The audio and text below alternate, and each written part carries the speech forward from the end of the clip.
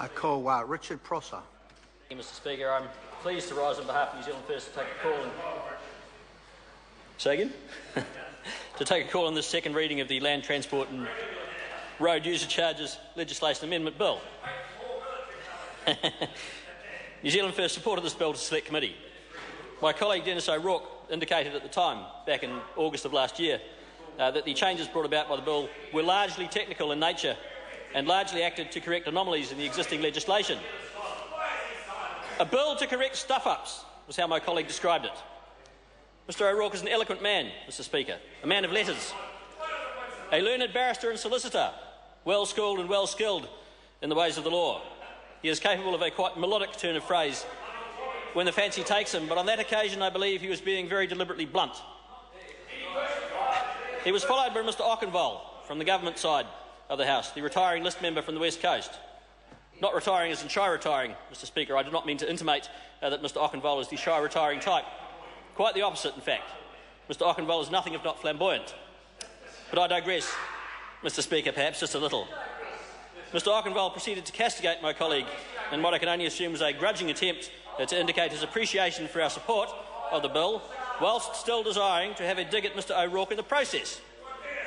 He then went on to talk quite a lot about tractors, Mr Bennett, about which I'm certain he knows a great deal. I know a thing or two about them myself, Mr Speaker. I've driven many a tractor in my time, in my life prior to coming to the Parliament. In one previous incarnation, in fact, I sold tractors for a living. Massey Ferguson and Same.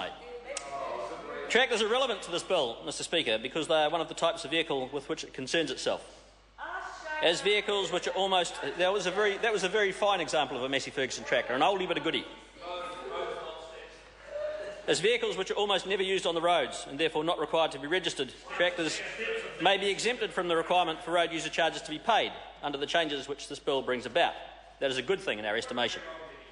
They will incur a small annual charge instead, Mr Speaker, as a contribution to the very minor wear and tear which tractors inflict on our roads. All very fair and above board. Well, the bill is returned from the Select Committee, the Transport and Industrial Relations Committee, that fine and august body of men and women from across the House of the People. It has been returned with a small number of minor amendments suggested.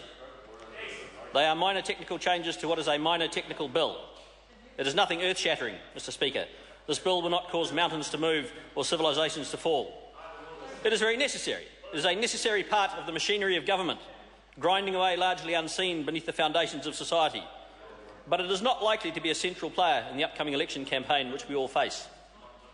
All bar Mr Okenval, of course, who is retiring, and one or two others from the benches opposite. 14 in total, I believe, Mr Speaker, and who knows, there may yet be more. But he is exempted from the rigours of the campaign. Mr Okenval will not be joining us on the hustings.